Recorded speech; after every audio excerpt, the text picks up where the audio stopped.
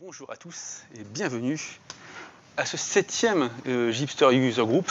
Alors exactement 7.1, parce qu'il y a eu le 7.0 tout à l'heure, le 7.2 ce soir, on en fait 3 à la suite. Et donc là on est sur celui de l'après-midi. Donc c'est un peu rodé vu que je viens de le faire. On va parler, alors oui déjà, juste un mot de notre sponsor Ipon, qui sponsorise le Meetup. Donc on est chez Ipon, une société de conseil. On est, alors je dis on parce que je bosse aussi chez Ipon, mais Ipon est le principal sponsor, on va dire, de Gipster. Il y a plein d'autres boîtes qui participent, il y a plein de gens qui ne sont pas d'Ipon qui participent au projet.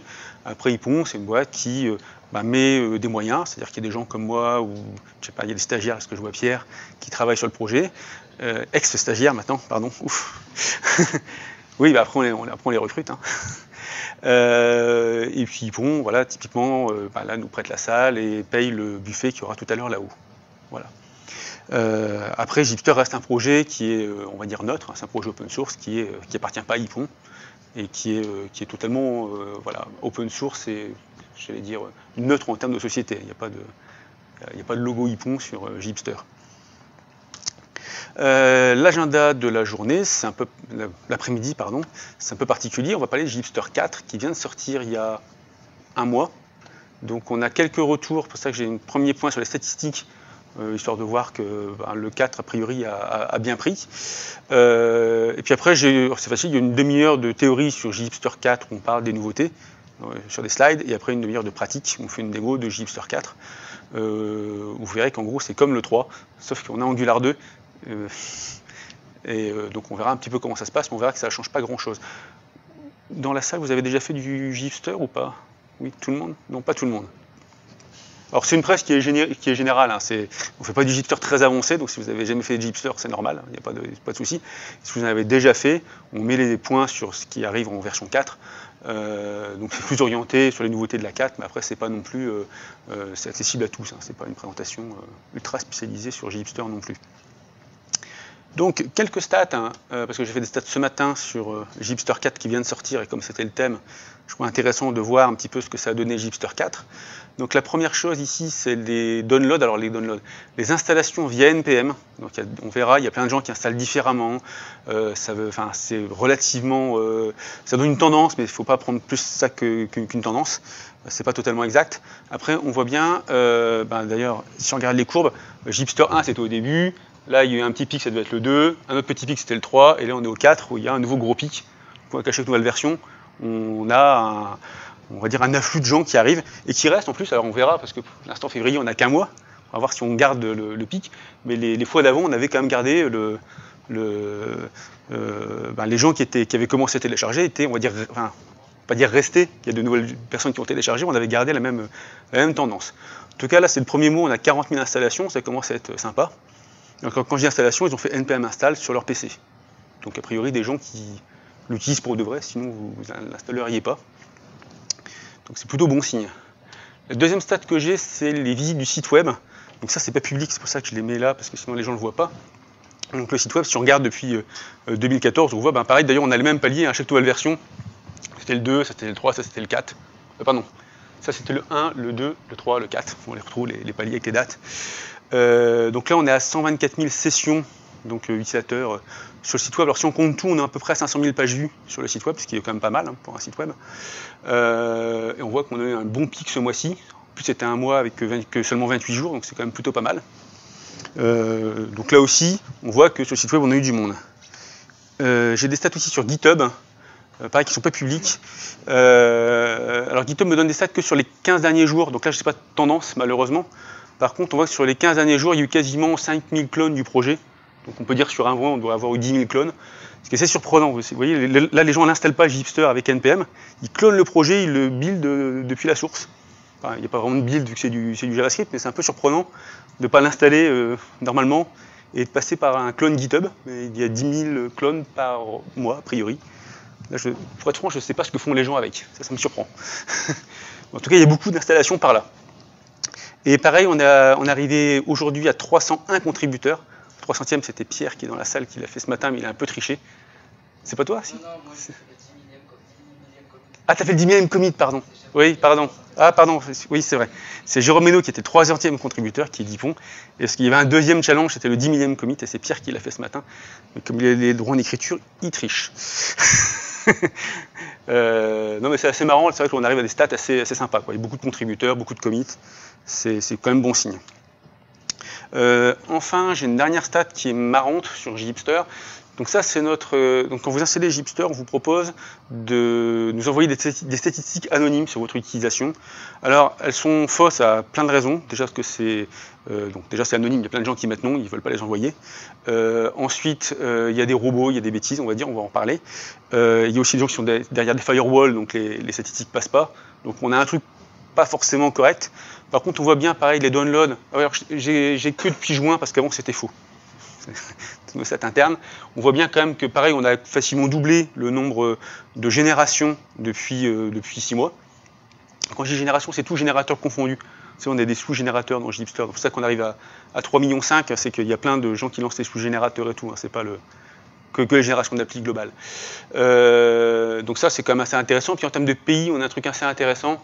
Donc on a les US très très haut en premier. C'est probablement un petit peu faux. Là, il y a des robots chez eux. Il y a des gens qui construisent, je ne sais pas ce qu'ils font. Il y a des trucs pas clairs aux US. Il y a quelqu'un, Roku, au Tennessee, qui nous pourrit les perfs. Donc je ne sais pas ce qu'il fait, lui. Mais après, on a des pays, on va dire, émergents. Il y a la Chine, l'Inde, le Brésil. Donc la France est 3e. On voit qu'il y a un certain nombre de pays qui arrivent. C'est assez marrant de voir ces pays-là arriver. Vous doutez bien que je n'ai jamais fait de conférence sur Gipster en Chine, en Inde ou au Brésil. Donc ça, c'est plutôt sympa de les voir arriver.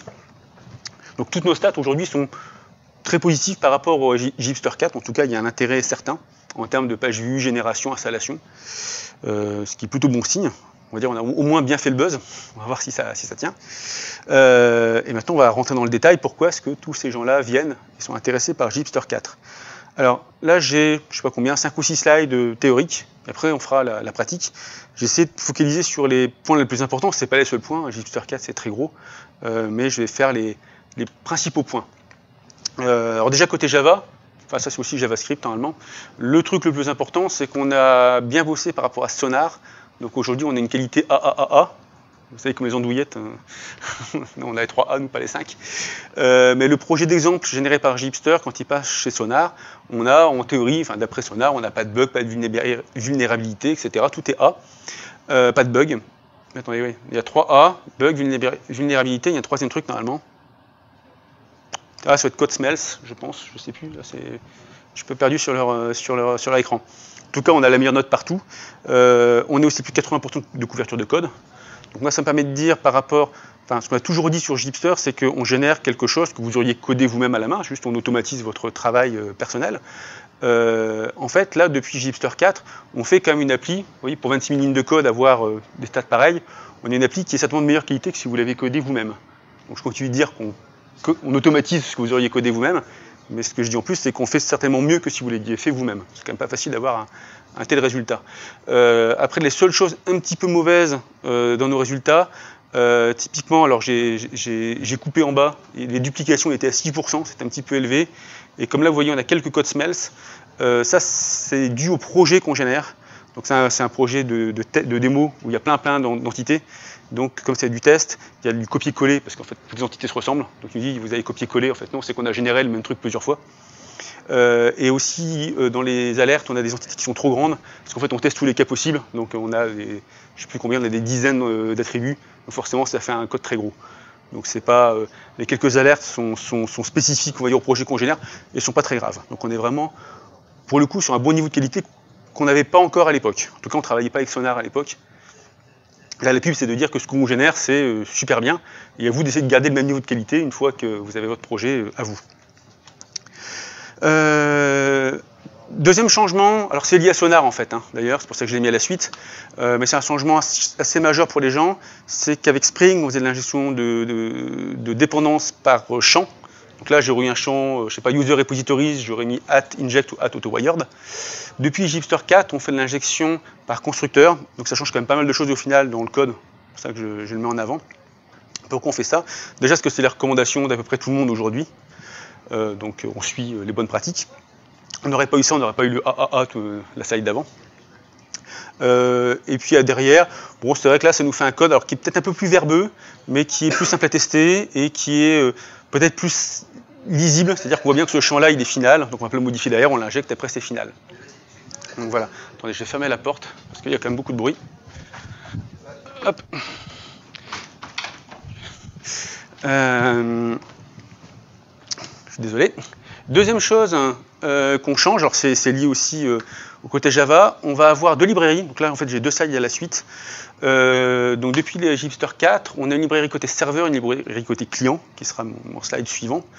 Pourquoi est-ce qu'on a fait ça? Jusqu'à Gipster 3, Gipster était qu'un générateur de code, donc on générait du Spring Boot et de l'Angular et c'était tout. Donc nous on avait le discours qu'on avait habituellement, c'était de dire, donc pareil, on code votre application pour vous et c'est votre code et il n'y a rien de plus, vous avez zéro dépendance sur Gipster. Le problème de ça, qui est un discours que moi je trouvais très bien, c'est qu'on avait pas mal de critiques alors à différents niveaux, c'est-à-dire que sur une centaine de classes, on va dire générées par Gipster, je vais prendre le côté serveur, c'était pareil côté client, sur une centaine de classes générées, il y en avait 30%, une trentaine, qui étaient des classes techniques.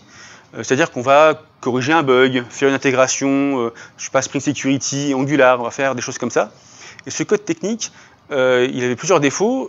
Déjà, il est purement technique et les gens n'allaient pas le modifier. Donc ils avaient ce code-là généré, ils ne savaient pas quoi en faire. Ils disaient qu'est-ce que c'est, je le regarde, est-ce que c'est à moi, qu'est-ce que j'en fais. Ça les gênait aussi dans les montées de version, parce que forcément, si on modifie quelque chose, quand on régénère, comment est-ce qu'on fait? Et en gros, j'avais beaucoup de retours de gens qui me disaient que Gipster était relativement verbeux, dans le sens où vous générez, on va dire, 30% de code technique qui n'était pas modifié dans la réalité par les gens derrière. Donc on les a mis, donc pour le Java, on l'a mis dans une librairie qui est sur Maven centrale. Sur le JavaScript, donc ma slide d'après, on l'a mis évidemment dans NPM. Tout ce qu'on met dedans, c'est des classes purement techniques qui normalement ne sont pas modifiées. Si vous voulez les modifier, elles sont volontairement codées de manière à ce qu'on puisse les étendre, les remplacer, etc. C'est pas du tout, on vous bloque pas du tout. Ça a évidemment un impact, c'est que vous, derrière, vous avez une dépendance côté serveur et côté client, mais qui est très light, il n'y a qu'une trentaine de classes dedans. C'est facile à modifier et à remplacer. C'est quelque chose sur lequel on était assez sensible, moi j'étais pas spécialement pour. Après on a plutôt des retours qui sont positifs, donc de gens qui me disent voilà, le code généré est plus simple et plus lisible, les montées de version sont plus simples. Et moi dépendre d'une librairie dans Maven, je m'en moque, je dépends déjà de 36 trucs dans Spring, c'est pas une de plus avec 30 classes qui va me gêner. Donc je pense qu'on a bien fait.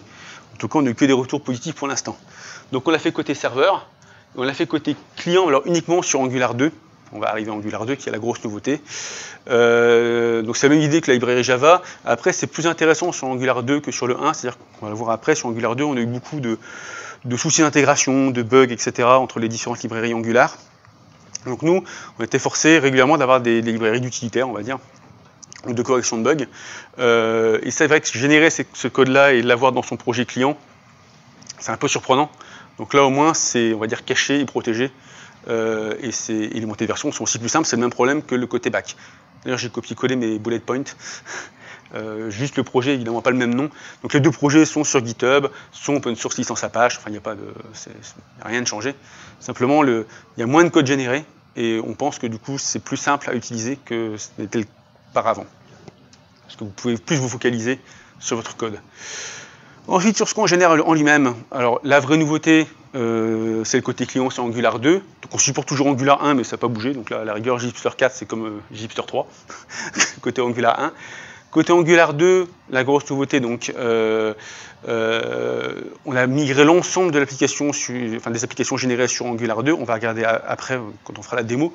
Alors ce qui est un peu triste, c'est que finalement ça ressemble beaucoup. Hein. Donc, on s'est beaucoup embêté pour avoir des écrans qui ressemblent. Juste techniquement, c'est pas fait pareil. Notre support Angular 2 est encore en bêta pour deux raisons. D'abord, il y a quelques bugs légers. J'en montrerai un, j'en fais un exprès à un moment. Après, c'est vraiment quelques bugs légers, il n'y a pas grand-chose. Côté dev, vous êtes plutôt tranquille. Côté prod, c'est un petit peu plus embêtant. Donc on a un build de prod qui fonctionne. Simplement, on n'a pas tout ce qui est AOT. C'est-à-dire qu'avec Angular 2, il y a moyen maintenant d'avoir une unification du code avec quelque chose qui s'appelle donc l'AOT et le tree checking. Donc le tree checking, c'est simplement, ils vont enlever toutes les fonctions d'Angular que vous n'utilisez pas. Et alors on a des premiers tests où on voit que notre build, au lieu de faire 3 mégas, il fait plus que 500 kilooctets. Parce qu'en fait, on va enlever toutes les fonctions que vous n'utilisez pas. tout le code non utilisé d'Angular en fait, et aussi des librairies. C'est-à-dire que là, on va continuer, remarquez, c'est mon point d'après, on est passé à Bootstrap 4 qui est en version alpha, et à NG Bootstrap qui est la suite du Bootstrap, mais pour Angular 2. Donc, toutes ces migrations-là sont sur des composants qui sont toutes en version alpha, donc ça fait quand même pas mal de travail d'intégration. Et toutes ces librairies-là amènent plein de fonctions qu'on n'utilise pas forcément sur son projet. Donc, tant qu'on reste avec du JavaScript classique, vous savez, vous tirez les dépendances, vous les avez, et voilà, elles ne servent à rien, et elles sont quand même là. Et Angular 2, lui, est capable, via le tree checking, de virer toutes ces dépendances. Et au final, il y en a quand même beaucoup. Donc on peut comme ça très nettement diminuer la taille du projet. Donc c'est ce qui nous manque. Là, il y a une pull request qui marchote, qui a été faite hier. Donc ça ne devrait pas trop tarder. Après, c'est très complexe, on va en reparler. Mais Angular 2, ça reste compliqué. Donc tout le travail de Gipster est là. Essayez de le simplifier, que ça fonctionne bien pour vous. Après, il nous faut un petit peu de temps. Marquez, on en reparlera après, mais je peux déjà faire le point dessus. Vous doutez bien que les migrations... Alors, quand on regarde du Angular 2, des démos, des conférences, des machins, les gens souvent ils font un petit Hello World tout simple, ils font une petite to-do list et tout marche bien, c'est super avec Angular CLI. Le problème c'est que dans la pratique, vous ne voulez pas une to-do list avec 3 champs, vous voulez Twitter Bootstrap pour avoir un beau truc HTML, vous voulez des composants un peu riches, vous voulez des dates, un date picker, enfin un truc, de la pagination, un truc de base. Et tout ça nous est fourni par ces librairies tierces qui sont toutes en alpha. Donc nous, on a un problème d'intégration pour que tout fonctionne. Et aussi pour que derrière avoir, on va en parler après, en dev du hot reload et en prod du tree checking, il faut qu'elles soient toutes codées proprement.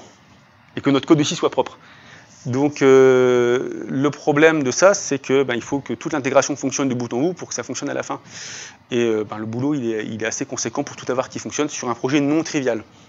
C'est en fait notre gros je ne dis pas ma critique, c'est même de l'ensemble de l'équipe, c'est qu'on se rend compte qu'Angular 2, ils font beaucoup de pubs sur des to-do list simples, mais que sur des vrais projets, il n'y a pas grand monde.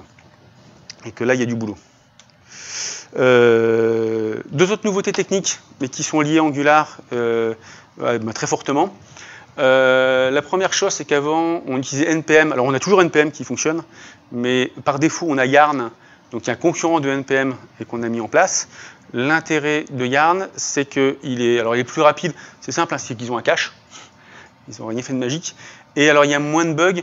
Je n'ai peut-être pas dû dire ça comme ça. En fait, NPM télécharge toutes vos dépendances. Super, sauf qu'il ne vérifie pas qu'elles sont bien téléchargées. Il ne fait pas de checksum, etc. Donc, quand on n'en télécharge pas, il y en a toujours 2-3 où le téléchargement a foiré. Et du coup, vous êtes avec des librairies qui sont à moitié téléchargées et tout pète. Donc c'est pour ça que vous regardez sur Internet, les gens vont tout le temps faire efface ton répertoire non-module et recommence. C'est très embêtant. Donc avec Yarn, c'est plus le cas. Lui, il fait un checksum, il vérifie que c'est bien téléchargé, il réessaye. Et du coup, avec Yarn, on n'a plus de problème. Donc Yarn est plus rapide et il y a clairement moins de bugs, moins de téléchargements ratés. Au passage, j'ai oublié de dire, on vire aussi Bower. On avait Bower pour l'installation de dépendances CSS JavaScript. On passe maintenant par Yarn aussi pour ça. Donc pareil, on vire Bower. Alors Bower, c'était pas pareil. Bower, bon déjà il était un petit peu lent. Lui, il n'avait pas trop de bugs, il faisait bien la checksum. Souvent, il prenait sur Git, pas sur GitHub. Par contre, le problème de prendre sur GitHub, c'est qu'il prenait des tags sur GitHub. Donc il y a toujours un mec qui a bougé son tag.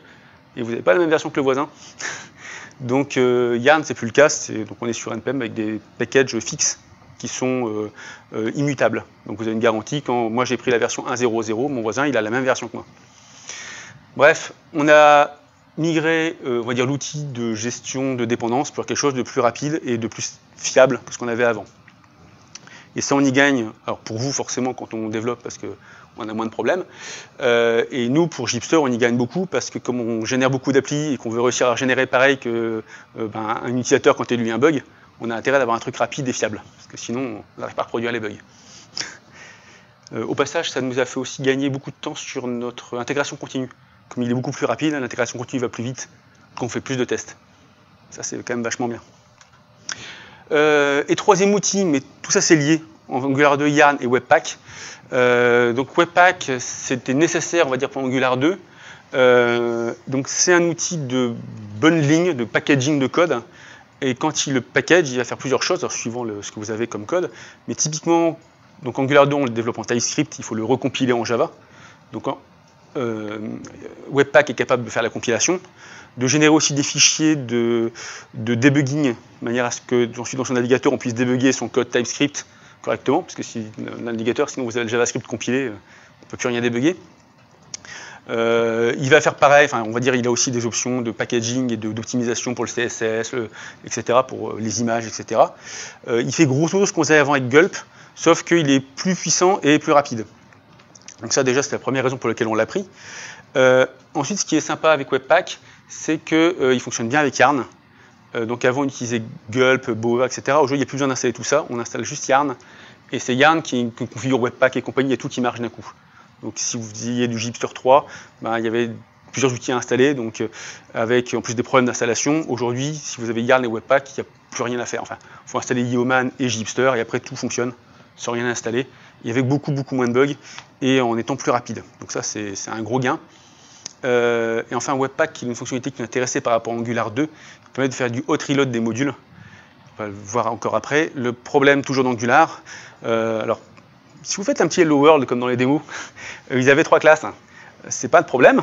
Le problème c'est que si vous avez 100 classes, on arrive très vite sur ce qu'on fait, il faut recompiler les 100 classes de TypeScript en JavaScript, et comme tout compilateur, ça prend du temps à compiler.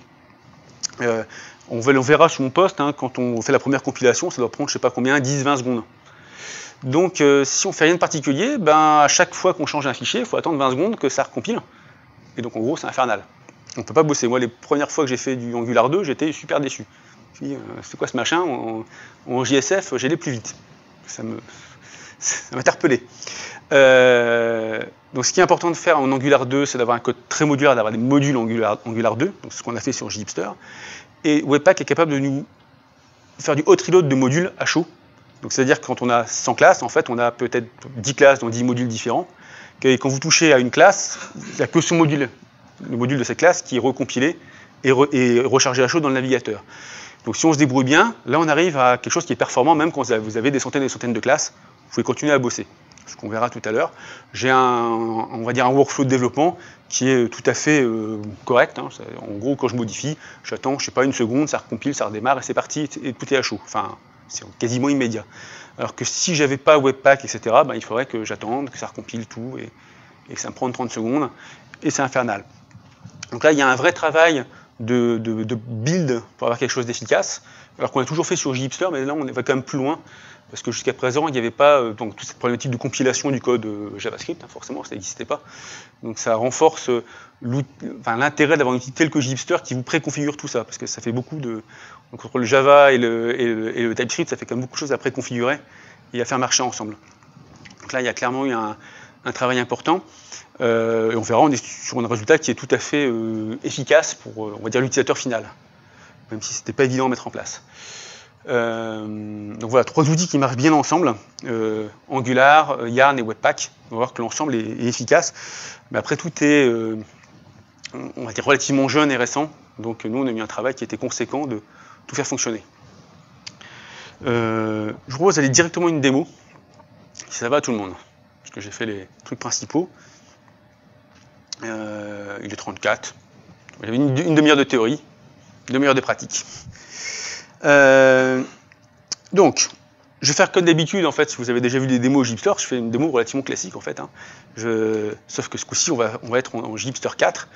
Et d'ailleurs, d'un côté, la force de ce qui a été fait, c'est que ça ressemble beaucoup à ce qu'on faisait en 3. Simplement, on n'a plus du tout les mêmes outils, ils ont été complètement refaits et repensés. Mais tout est généré pour vous et c'est relativement neutre au final. Donc, comme d'habitude, je vais me créer un nouveau projet. Je vais appeler démo. Et alors, je vais juste faire une astuce que les gens normaux ne font pas. Là, je prends la version de dev. Je fais la version de dev parce que je la connais bien, je sais où on est en dev, donc je connais mes bugs. Et en plus, je vais faire exprès de faire un bug, donc j'ai intérêt à les connaître. Alors là, comme vous voyez, je suis avec Webpack, d'ailleurs, c'est Webpack qui est... avec Yarn, pardon, donc c'est Yarn qui a pris le truc.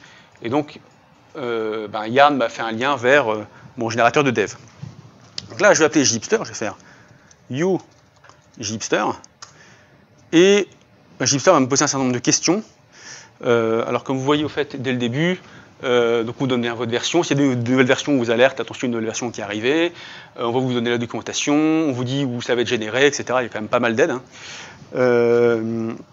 Après, c'est un système de questions-réponses qu'on a toujours eu sur Gipster, sauf qu'il y a des petites nouveautés. Donc alors pour ceux qui ne connaissent pas Gipster, je vais quand même expliquer les grosses options. Et puis sinon, pour ceux qui connaissent déjà, j'ai aussi me focaliser sur les nouvelles options qui sont intéressantes. Donc d'abord, qu'est-ce que vous voulez faire comme type d'application? Donc on peut faire soit des monolithes, soit une application microservice, enfin une architecture microservice complète. Bon, pour une démo d'une demi-heure, on va faire du simple quand même. Ce qui est intéressant avec Gipster, c'est que si vous faites des microservices, donc en gros vous avez plusieurs services back et un ou plusieurs services front, c'est finalement la même chose du point de vue Gipster qu'un monolithe, simplement au lieu de générer votre front et votre back au même endroit, on les génère dans des endroits différents.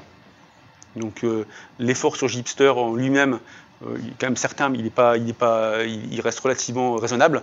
Et en termes d'utilisateur final, vous pouvez faire une architecture microservice d'une manière similaire à une architecture monolithe, alors que c'est quand même nettement plus compliqué derrière. Donc on vous permet de faire des microservices très facilement. Après, si on veut partir là-dessus, il faut une heure de plus. Après j'ai des questions relativement simples, nom de mon appli, mon package. Ah non, pardon. Est-ce que je vais aller chercher dans la marketplace Gipster des générateurs supplémentaires? Donc on a une marketplace où il y a une trentaine facile de modules supplémentaires. Alors ils ne sont pas tous compatibles Gipster 4 parce que Gipster 4 vient de sortir, mais si vous recherchez dedans, les populaires généralement marchent bien. Et donc il y a des générateurs qui viennent surcharger ce que fait Gipster pour rajouter des fonctionnalités en plus, une technologie en plus, je ne sais pas, pour la sécurité, il y a Stormpass qui a fait un truc de sécurité, etc. Donc vous pouvez surcharger le fonctionnement de Gipster comme ça. Si vous voulez faire votre propre générateur, c'est possible. Il y a aussi des boîtes qui font ce système-là en interne. Là, les générateurs sont hors Gipster. En fait, vous faites comme Gipster, mais vous n'êtes pas dans Gipster. Donc, vous pouvez très bien faire un générateur privé à votre société qui a, je ne sais pas, votre système d'authentification spécifique à votre société.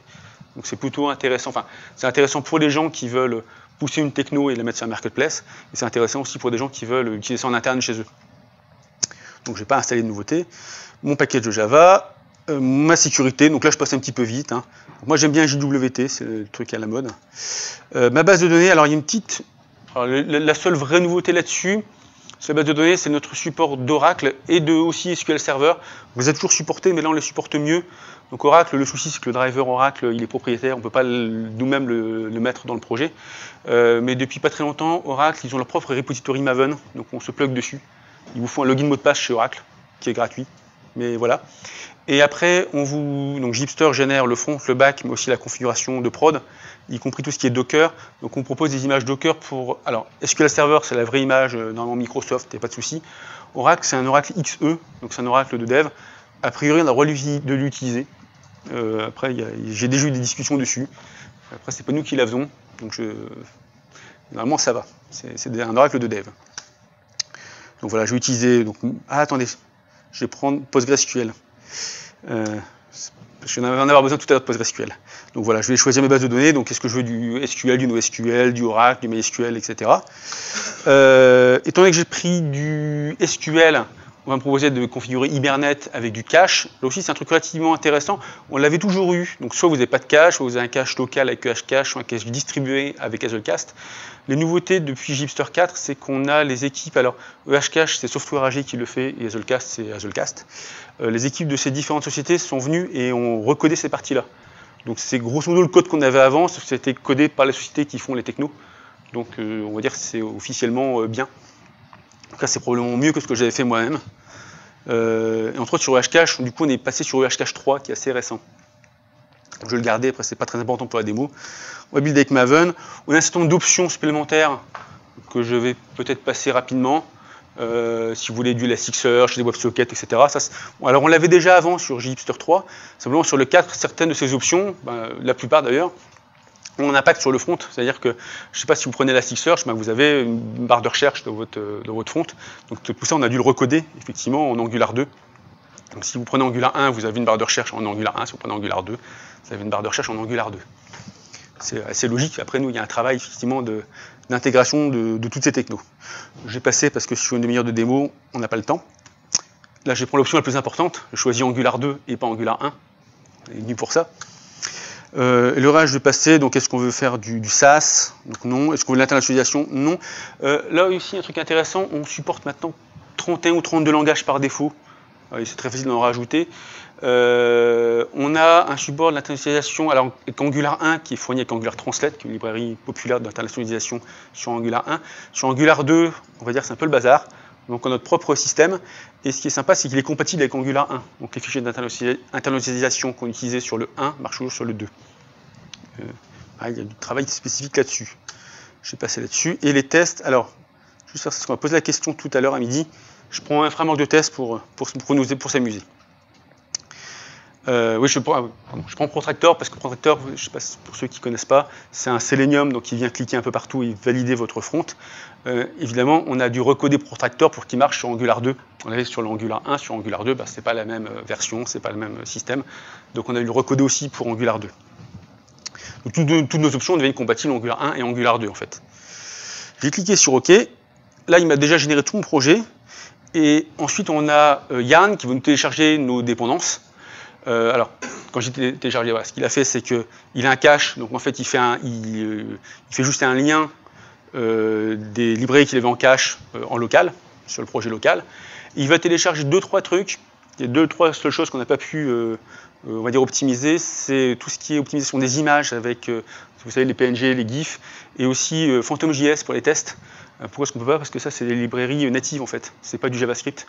Ça, on est forcé de retélécharger. Donc, si vous êtes sous Mac, c'est un... Je ne sais même plus ce que c'est un .dmg ou je ne sais quoi. Sous Windows, c'est un .exe, etc. Donc ça, c'est des choses qu'on n'a pas pu... qu'on est forcé de télécharger. On les voit passer. Bon, c'est pas très important. Et ça va arriver vite. Donc là, j'ai mon projet généré en, je dirais, 10-20 secondes. Pardon, là, il a déjà fini. Et là, on est dans la phase finale où, en fait, il est en train de compiler le TypeScript. Donc on a généré tout le projet avec l'Angular 2 et on compile le TypeScript d'un coup. Comme ça, le projet, quand il arrive, il est fini. Avec même le TypeScript compilé. Donc je peux déjà l'ouvrir. Voilà, il a fini. Je vais l'ouvrir avec mon IDE. Workspace, démo. Ah. Hop, il est là. Il s'est un peu caché dans le coin, mais... Et il est en train de mouliner, mais il va tout nous voir. Donc là, j'ai un projet, on va dire Maven. Oui, quand il voudra bien rafraîchir. Allez, on va le laisser mouliner un petit peu. J'ai un projet Maven, donc mon IDE doit reconnaître sans problème. Toute la partie Java, ça sera du Spring Boot, Hibernate, etc. Donc plutôt classique pour un IDE. Et le front sera en TypeScript avec Webpack qui est préconfiguré pour nous compiler et nous aider pour le développement. Et j'espère qu'il va arriver. J'adore, c'est quand je fais des démos avec IDEA, à chaque fois, quand je l'utilise moi perso, ça marche toujours, et quand je fais des démos avec, il ne marche jamais. Ça m'apprendra à vouloir faire leur pub. Vous savez quoi, je vais le lancer derrière avec Maven, on va revenir après. Ah oui, attendez. Donc mon projet, il y a quand même aussi une petite particularité, il nous a aussi pris un wrapper Maven. Si je n'avais pas Maven installé, je peux utiliser le wrapper fourni par défaut. L'intérêt de faire ça, c'est que si on est deux sur le projet, voire plus, on a tous la même version de Maven. Donc comme ça, on a la même version des plugins, etc. On sait que quand ça marche chez moi, ça marche chez le voisin aussi, et inversement. Ce qui n'est pas du luxe. Donc là, j'ai démarré mon projet avec Maven. Je peux le lancer dans mon IDE, je le ferai tout à l'heure s'il veut bien démarrer. Mais c'est la même chose. Et mon application va être accessible ici. Alors, comme on avait avant sur le port 8080, si je clique, voilà, mon application est là. Donc là, j'ai l'application Gipster, je vais dire classique, en Angular 2, donc qui est voilà, responsive, avec, donc comme on a toujours eu sur Gipster, donc on a 3 types d'écrans, on va dire. Il y a des écrans, je vais dire de base, donc login, logout, homepage, page d'erreur et page de gestion du compte. Ça, généralement, à peu près tout le monde veut ça. On a un menu d'administration,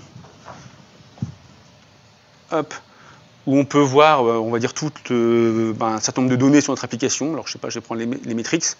Donc là, ça va nous donner voilà, les performances de notre JVM, la requête HTTP, les performances de BeanSpring, de notre cache, Hcache, de notre base de données.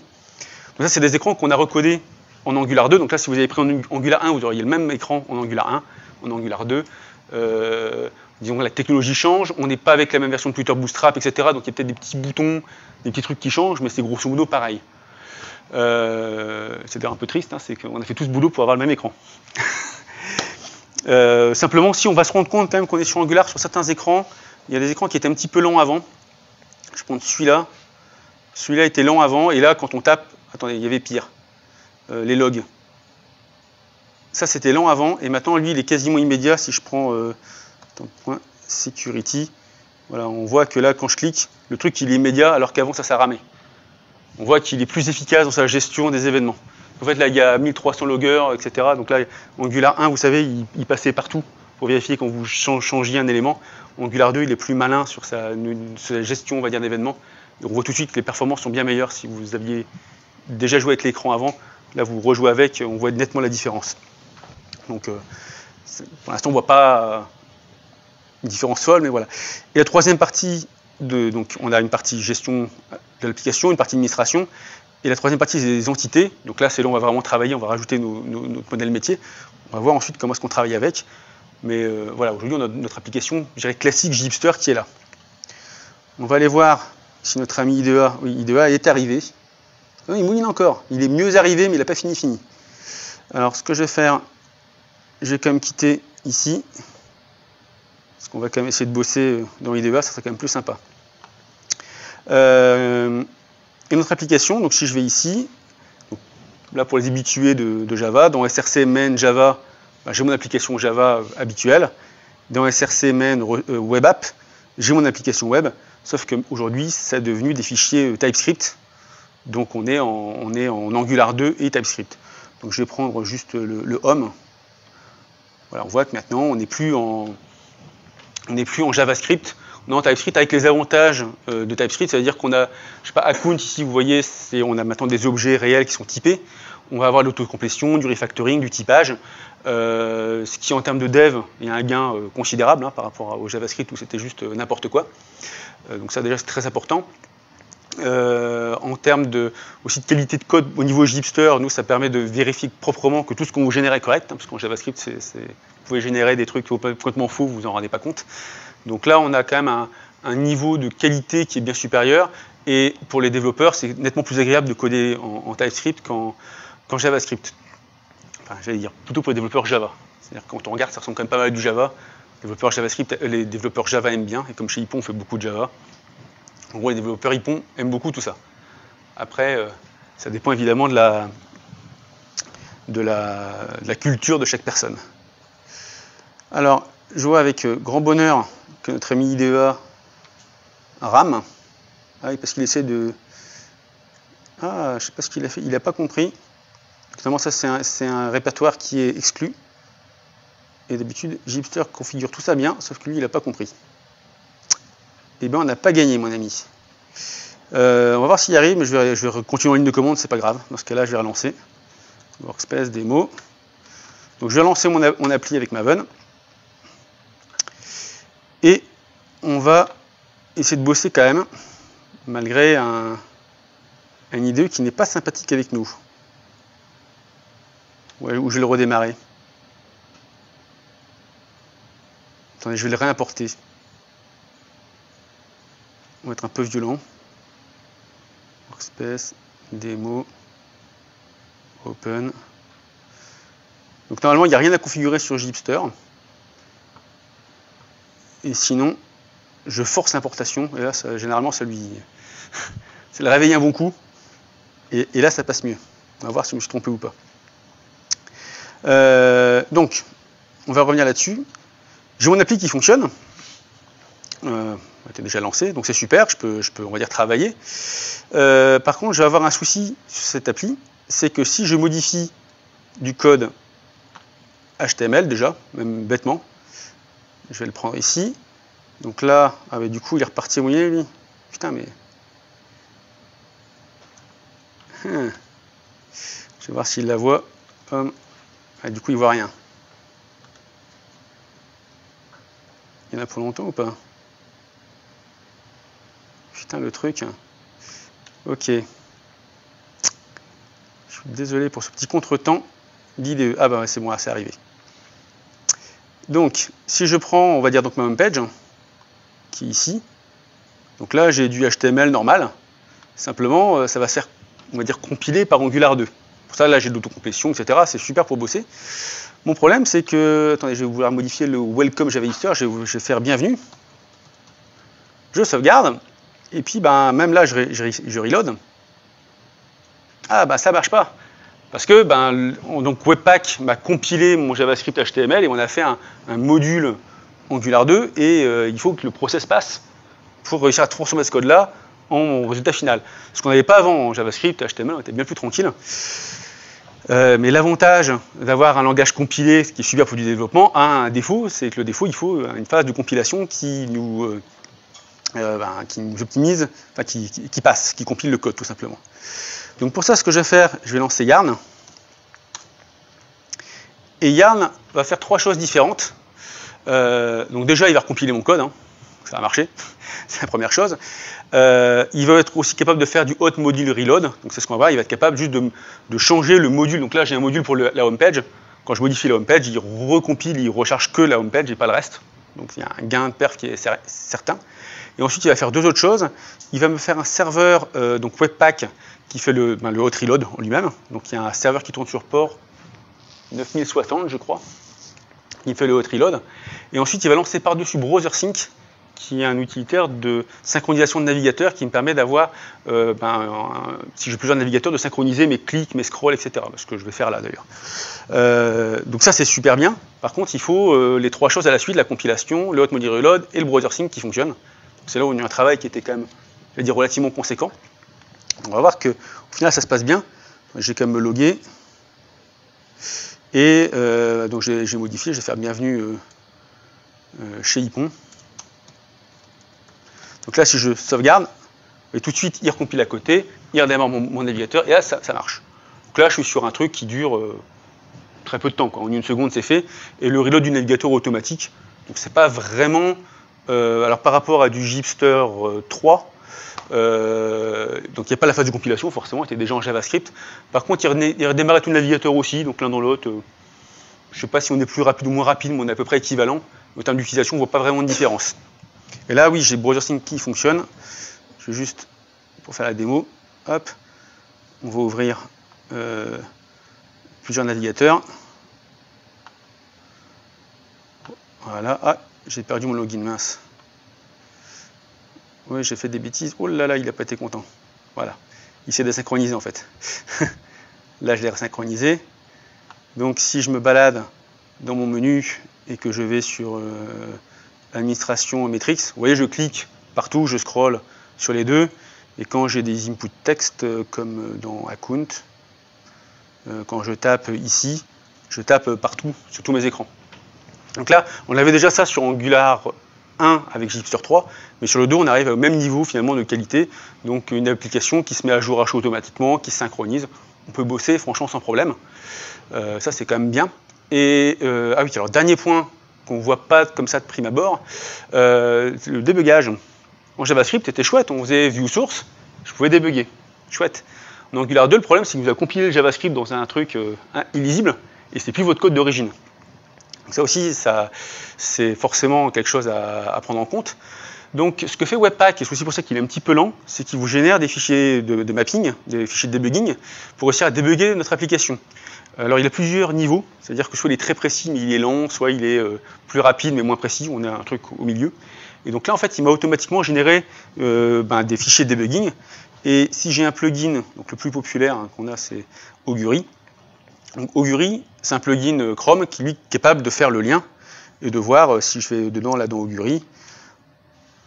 Alors là, voilà, là, il a vu mon routeur, il a vu mes composants, et quand je vais essayer de débugger quelque chose, il va me permettre de débugger mon code, et je vais retrouver mon code TypeScript que j'avais codé avant. Donc pareil, si vous n'avez pas toute cette chaîne d'outillage, c'est impossible de bosser, quoi. Donc il y a Webpack fait la compilation, l'optimisation, donc le hot reload pour le dev, et les instructions de débugage, on va dire, pour pouvoir bosser. Si vous n'avez pas toute cette chaîne-là, Angular 2, c'est super parce que c'est compilé et tout, sauf qu'on ne peut pas bosser. Le code qu'on voit, c'est pas du TypeScript? Le code final, là, c'est du JavaScript. Là, si je fais un view source du JavaScript, si on va dans les sources ici, voilà, là, je suis dans les sources JavaScript, je ne sais même pas aimerais ce qu'on va voir, ouais, c'est un truc, c'est foutu, quoi. Par contre, pour les sources map détectiles, Alors, je sais plus comment est-ce qu'il marche. Gna, gna, gna. Il y a file tree. Après, il va retrouver ici dans Webpack, il va retrouver nos. Je sais plus où c'est, mais il va retrouver notre code d'origine en fait. Hein. Je sais plus où il est. Ou dans Augury, je sais plus. Enfin bon, oui, enfin là le code ici, c'est du code JavaScript compilé. Si on n'a pas un outillage pour faire le lien, on perd notre code source d'origine, donc c'est infernal quoi. Après, il faut jouer avec Augury. C'est un petit moment que j'ai pas joué avec, mais il a pareil, vous voyez, on peut faire des watch, on peut débugger, on bosse. Mais à aucun moment donné, on peut retrouver le. Enfin, pas le TypeScript. Ah si, bah si, là, normalement, il retrouve le TypeScript d'origine. Puis après, comme ça, on voit notre problème, et puis après, on le modifie. D'accord, mais on peut mettre un point d'arrêt. Ah oui, on peut mettre des points d'arrêt et tout. Et après, tout le boulot après, c'est l'intégrer. Sinon, parce qu'il y a aussi des gens qui l'intègrent dans leur IDE, etc. Après, il y a tout un boulot pour pouvoir bosser comme on faisait avant. Enfin, c'est-à-dire qu'avant, moi, je regardais mon code dans mon navigateur, et après, je modifiais dans mon IDE, je rechargeais. Là, finalement, j'ai pareil, sauf que il faut un système de build super compliqué. Il faut arriver au même à ce que j'avais avant, en fait. Donc, effectivement, beaucoup d'efforts pour arriver à la même chose qu'avant. Sauf que bon, ce qu'on oublie, c'est les avantages. Hein. Donc j'ai un langage typé et compilé, c'est quand même un sacré avantage quand je développe. Et j'ai aussi quelque chose qui est nettement plus scalable. C'est-à-dire que là maintenant j'ai des modules. Le problème qu'on avait sur JHipster 3, c'est que finalement on a un gros bundle avec tout dedans. Donc si vous aviez 10 écrans, ça va. Si vous aviez 1000 écrans, le dommage c'est que le client qui vient, l'utilisateur final, hein, il va avoir 2 écrans, et pourtant il télécharge un gros bundle de 5 mégas avec les 100 écrans. Donc c'est pas du tout, on scale pas du tout comme ça sur des grosses applis. Donc sur JHipster, on avait énormément de gens qui faisaient des petites applis. Les gens qui faisaient des grosses applis, ils étaient embêtés. Alors, il y avait des moyens de faire du lazy loading, etc. Mais c'était pas par défaut, c'était embêtant. Là, sur le JHipster 4 avec Angular 2, par défaut, on a un truc entièrement modulaire avec du lazy loading partout. Donc là, l'utilisateur qui arrive au final, normalement, il va finir par télécharger que les modules dont il a besoin. Et on a une appli qui doit pouvoir scaler comme ça nettement mieux. Après, c'est le problème du build de prod. Ce que je disais après, là, on n'a pas totalement fini. Il y a encore plein d'optimes à faire, mais c'est toute l'idée. Parce que là, quand on lance en complet avec Maven, oui. ça ne compile pas le. Ah oui, alors, pardon, il faut que je répète pour la vidéo. Quand on compile avec Maven, qu'est-ce qui se passe? C'est compliqué. Alors, quand on compile avec Maven, forcément, on compile le Java, hein, ça c'est sûr. Alors, sur la manière dont je lance, si je lance avec Yo, JHipster, etc., on compile également le TypeScript. Avec Maven, on peut le faire, on a un profil spécial Maven. Si on fait -p Webpack, il recompile également. Mais généralement, ce n'est pas ce que font les gens. Enfin, c'est une possibilité, hein, pourquoi pas. Hein. Mais ce qu'on fait d'habitude, et j'espère que là, mon IDE a fini. Non, il bosse toujours. Putain, alors, n'achetez pas IDE. Ce que je fais d'habitude dans mon IDE, c'est que je lance avec mon IDE. Donc, ou alors avec Maven, comme j'ai fait là. Et après, je lance Yarn à côté. Donc, j'ai les deux côte à côte. Je préfère les deux process. J'ai Maven qui est mon process Java et Yarn qui est mon process TypeScript qui sont côte à côte. Après, il y a d'autres manières de faire. Hein, mais moi, c'est la chose qui me paraît le plus efficace. C'est ça en dev. Ah oui, en dev, oui. Après, pour livraison. Ah non, en prod, alors en prod, c'est fait repackager dans un fat jar, donc il y a un jar qui a tout dedans. Et ce jar va avoir donc le code Java compilé, bien sûr, le code TypeScript compilé lorsque vous étiez en mode prod, compilé en mode prod, et avec les instructions de débugage ou pas. Je crois que ça y est toujours par défaut. Ok, ça va être du profil prod dans Maven. Là, on va Oui. voir, alors qu'en dev, on l'a pas de base. Enfin, sans profil, quoi. Alors oui, alors le JHipster sans profil par défaut n'est en dev. Donc si je fais un packaging, il sera aussi compilé en mode dev. Je peux avoir un jar package en mode dev, ce qui est un peu bizarre. Je ne sais même pas si ça marche totalement, parce qu'on ne doit pas bosser beaucoup. Personne package un jar en mode dev en fait. Ça a pas de. Si je veux un packaging jar, c'est pour de la prod. Je pense que ça marche, hein, mais c'est pas. Moi, c'était le TypeScript surtout. Ah bah là, le TypeScript, il est. Alors c'est vrai qu'il y a encore certainement un boulot à faire là-dessus. Aujourd'hui, il se retrouve compilé dans Target www. Donc on est à la mode Maven. Hein. Donc dans le Target, j'ai mon code compilé. Donc ça, c'est chouette. Le seul souci d'aujourd'hui, qu'on ne va pas régler là tout de suite, hein, c'est que c'est le même endroit si on est en TypeScript de dev ou de prod. Donc en fait, on réécrase. Si j'ai choisi dev, hop, il m'est compilé en dev, prod, il m'est compilé en prod, il me les met au même endroit. Donc je pense qu'à terme, on aura www/dev et /prod pour ne pas se marcher sur les pieds. Mais voilà, aujourd'hui, ça ressemble à du. Vous voyez, j'ai mes classes Java ici, j'ai mes classes JavaScript ici, on va dire, c'est pareil. On est sur quelque chose de similaire à ce qu'on a en Java.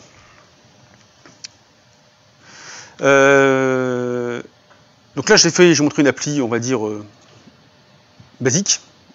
Effectivement, une fois que j'ai cette application, qu'est-ce que je vais vouloir faire? Je vais vouloir l'améliorer et rajouter du code dessus. Alors, j'ai plusieurs manières de rajouter du code dessus. Je vais faire déjà le plus simple. Je peux utiliser IDEA parce que là, il m'embête. La première chose, c'est les sous-générateurs Gipster. Attendez, je vais faire un peu plus gros. Voilà, un petit peu. Donc ça, c'est le plus simple. Donc là, je vais faire yo Gipster entity Ipon. Donc là, je vais pouvoir générer des CRUD sur des entités. Donc là, j'ai des questions classiques, on va dire Gipster. Donc j'ai un champ qui va s'appeler, je sais pas quoi, conférence.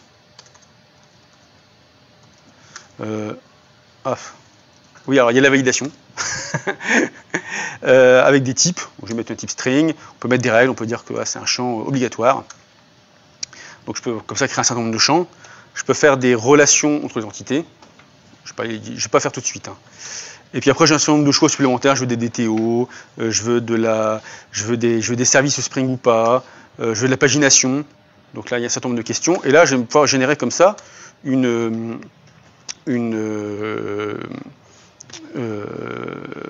entité spécifique avec du CRUD qui correspond à mon application. Alors, si je viens ici, dès que je l'ai généré, c'est déjà arrivé ici. Parce que j'ai mon hot reload qui fonctionne. Donc là, déjà, mon JavaScript, il marche. J'ai déjà tout qui fonctionne. Vous voyez, j'ai ma conférence qui est obligatoire. Tout ça fonctionne. Par contre, le back, c'est pas mis à jour. J'ai que le front qui s'est mis à jour, mais on voit que le front, déjà, il n'y a pas de souci, on est peinard. Donc le front, si j'ai un IDE qui veut bien marcher, ça se met à jour à chaud via Spring Boot DevTools, donc ça prend 2 secondes. Si mon front ne se met pas à jour à chaud, comme c'est le cas parce que mon pauvre IDE ne fonctionne pas, on va tenter. Là par contre je suis sans filet. Normalement si je fais maven compile, il devrait le voir. On va voir. Je ne garantis pas que ça marche là par contre. Ah si, ah il l'a vu.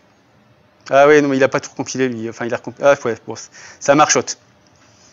Ça va quand même être plus rapide. Ah oui. Oui, on a la compilation aussi à chaud. Là, c'est pas si mal, c'est mis 4 secondes et quelques. Si je suis dans mon IDE, ça prend 2-3 secondes. Si je suis pas dans mon IDE, ça prend un peu plus. Bon, c'est pas très gênant. Et donc là, mon code Java s'est mis à jour à chaud. Je pars démarrer ma JVM. Et ma base de données s'est mis aussi à jour à chaud, parce que c'est Java qui contrôle la base de données. Donc maintenant, si je fais créer, je fais, je sais pas quoi, bonjour. Hop, ça fonctionne. Donc là, j'ai mon Java, ma base de données et mon JavaScript, tout fonctionne à chaud. Alors c'est mieux quand il y a une IDE qui fonctionne, mais même quand l'IDE ne fonctionne pas, on voit qu'on se débrouille. Donc ça va.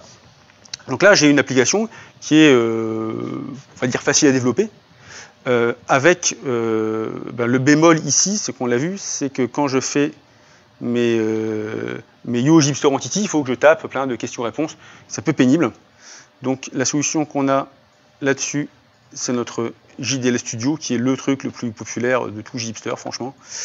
Donc le JDL Studio, c'est quoi? C'est un domain specific language qui correspond à ce que fait Gipster. Donc là, en fait, on va dire, on va faire du CRUD pareil. Hein. Simplement, je vais dire, voilà, je veux une entité de type catégorie qui a, on voit chez qui je suis allé bosser, qui a des strings, etc. Qui a de la pagination, etc. Le DSL n'est pas très compliqué à apprendre. Il y a l'autocomplétion, il y a de l'aide, et il y a une aide aussi visuelle, parce que quand vous le modifiez, ça marche à chaud. Hein, si je... Attendez, je vais plutôt effacer, je vais effacer celui-là. Hop, voilà, ça se met à jour à chaud, donc c'est assez facile à utiliser. Si vous voulez tester ce qu'on fait un peu ici, on a aussi un repository GitHub où il y a aujourd'hui 3 exemples, mais on va en mettre plus. Donc c'est JDL sample, et donc c'est plutôt ça que je vais aller choper. Je vais faire copie JDL sample, et je vais prendre, comme tout à l'heure, le blog. Donc là, c'est un JDL pareil qui fait un blog. Alors c'est facile, il y a 3 entités, hein, il y a un blog, des entrées, des tags. C'est relativement basique. Et là, si je fais yo Gipster import-JDL du blog, hop, qu'est-ce que j'ai fait? J'ai mal tapé, oui. Voilà. Alors si vous avez ZSH comme moi, il y a des raccourcis clavier. On a un plugin ZSH, ce qui fait que moi je tape pas d'habitude. Voilà. Et donc là, ce qui se passe, c'est qu'avec le JDL Studio, on a généré comme ça, on va dire un schéma plus compliqué. Ça a fait en fait ce que j'ai fait tout à l'heure avec les questions-réponses, mais beaucoup plus rapide. Et ça m'a toujours compilé le TypeScript. Donc là, si je retourne sur mon application, hop, je reviens ici, je vois que j'ai mon blog qui a été créé, mes tags, etc. Sauf que la base de données ne marche toujours pas. Je vais faire le même astuce que tout à l'heure, même si ce n'était pas glorieux. Donc moi, le mieux, c'est qu'en fait, moi, je travaille dans mon IDE quand il veut bien fonctionner. Sachant que je peux débugger, profiler l'appli, c'est quand même plus agréable que d'être comme ça en ligne de commande. Je me suis dit, la ligne de commande marche quand même. Ah, il a démarré un peu plus, il a mis 3 secondes. Comme quoi, vous voyez, il fallait qu'il chauffe un peu. Et maintenant, donc j'ai mon appli qui marche sur le bac aussi, donc je vais faire un tag, je sais pas quoi, Ypon, pareil. Il y a un tag, Gipster, je suis bête. Je vais aller faire un blog qui s'appelle le blog de Julien. Hop. Et puis quand je vais dans Entrée, je peux faire une nouvelle entrée dans mon blog et je retrouve le blog de Julien et mes tags. Donc on voit que j'ai un... Bon là j'ai dû mettre des tailles simples. Hein. On voit que quand même Gipster a réussi à me créer un front AngularJS, un front Angular 2, pardon, un back Spring Boot avec la base de données, etc. Que l'ensemble est fonctionnel quand même, et relativement facilement, et on voit que tout marche à chaud, même si je suis en TypeScript et que TypeScript c'est compliqué. Donc il y a quand même un gros effort là-dessus.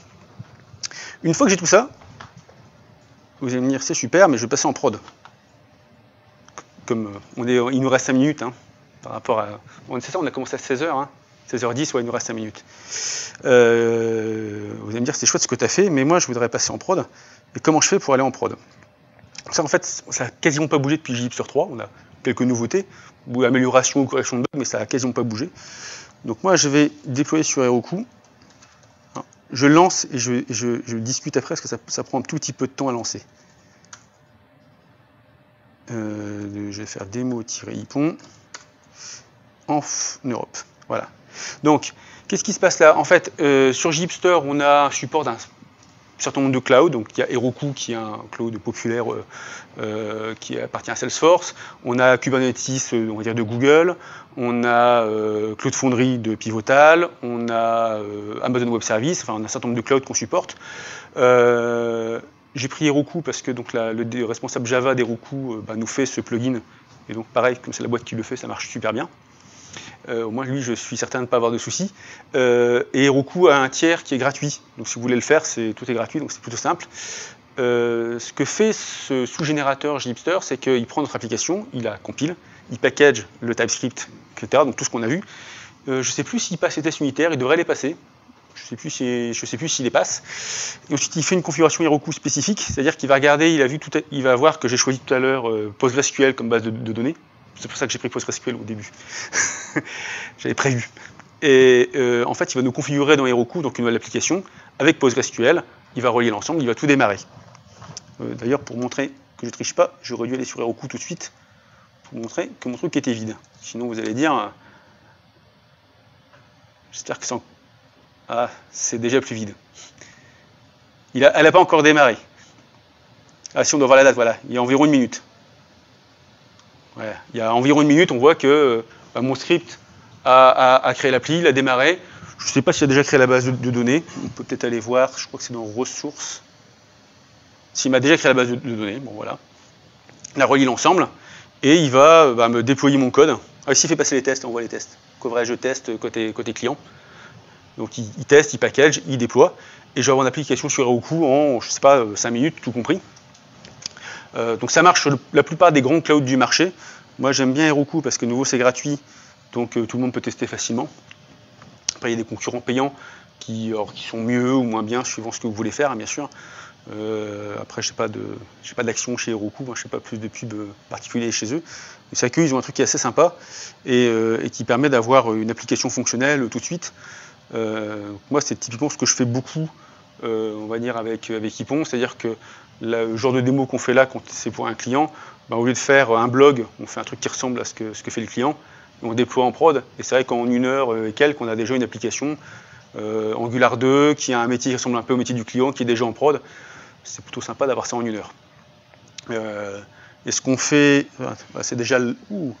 ça was the problem. Et on va regarder. J'espère que ça a marché. On va leur faire la pub. Je suis bête. On va faire Heroku open.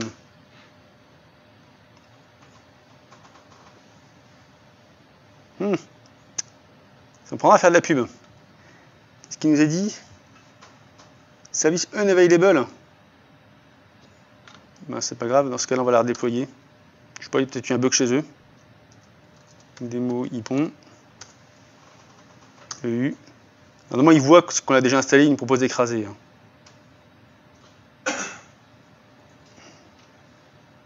Yes. Voilà. Je sais pas, il doit y avoir un bug chez eux. Pas bien grave, on relance, ça écrase. Je croise les doigts quand même. Hein, parce que qu'est-ce que je voulais vous dire d'autre? Oui, ici, ce qu'on a fait chez Ypon en début de semaine, c'est que maintenant on fait des hackathons d'une journée sur JHipster. Et on avait 4 équipes. Chaque équipe devait faire une application. Alors chacun choisissait ce qu'il a envie de faire. Hein. Donc il y a des applications pour trouver de la nourriture qui correspond, enfin trouver des plats qui correspondent à ce que vous avez dans votre frigo, une application pour aller manger entre collègues, une application pour faire du sport ensemble, une application pour gérer ses dépenses. Enfin voilà, chacun avait ses idées d'application. Et donc des gens qui sont alors, il y a développeurs Ypon, donc ils connaissent quand même, on va dire Spring, Angular, etc. Pas des gens non plus, mais des gens qui après ne connaissent pas plus JHipster que ça. En une journée, ils ont tous fait leur appli et tout le monde est parti en prod sur Heroku à la fin de la journée. Donc on est quand même sur quelque chose qui est relativement productif, y compris pour des gens qui ne sont pas experts JHipster. Après, je suis d'accord, il y a quand même un travail à faire pour voir tout ce que propose JHipster, mais ce n'est pas non plus quelque chose de très très compliqué, vu que voilà, des gens qui ne connaissent pas spécialement, en une journée, arrivent à partir en prod. Je suis en train de me dire, je sais peut-être ce qui déconne, c'est qu'à côté de ça, je sais qu'il tourne. Ça n'a pas dû lui faire du bien.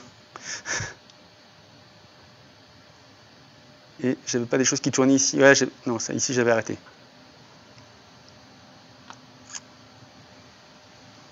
Comme j'avais plusieurs scripts qui tournent en même temps, je me demande s'ils ne sont pas écrasés les uns les autres. On va voir, c'est l'eau ça a pété tout à l'heure. Il upload. Alors ce qui est marrant aussi, c'est qu'Heroku est relativement malin. Vous voyez, il upload que 48 mégas, donc il voit que ce que j'ai généré, il doit déjà avoir, je sais pas, les bin Spring, je sais pas, il doit déjà les avoir, je sais pas ce qu'il fait, mais il arrive à uploader finalement un fichier relativement petit par rapport à tout ce qu'on a fait. Le plus malin, c'est Cloud Foundry. Cloud Foundry, eux, ils voient dans le jar qu'on a déjà Spring, etc., qu'ils l'ont déjà. Donc Cloud Foundry, vous uploadez vraiment que le TypeScript, vous uploadez vraiment que votre code à vous. Ce qui est quand même vachement plus efficace. Bon, après, c'est pas non plus la fin du monde. Voilà, bah, écoutez, on va attendre que ça déploie parce que ça va pas prendre longtemps. Est-ce que vous avez des questions-réponses? Des questions, parce que les réponses... Là, du coup, les recommandations pour une application en production, c'est Angular 1 ou 2? Alors en Angular 1, j'ai répété pour la vidéo, donc en recommandation de production, est-ce qu'on prend du Angular 1 ou du Angular 2? Le 1, c'est sûr que ça marche sans problème, donc ça c'est chouette. On a dû dépasser les 400 000 installations totales de JHipster au global, donc là sur le 1 on est plutôt tranquille, on a un truc qui est bien optimisé sans risque. Ah tiens voilà, c'est passé. Le 2, on peut démarrer les devs sans souci, hein, parce que là, ce que j'avais là, ça marche parfaitement. Hein. On a déjà pas mal de gens qui ont démarré. Après la prod, le seul souci c'est qu'on n'a pas totalement optimisé la prod typiquement.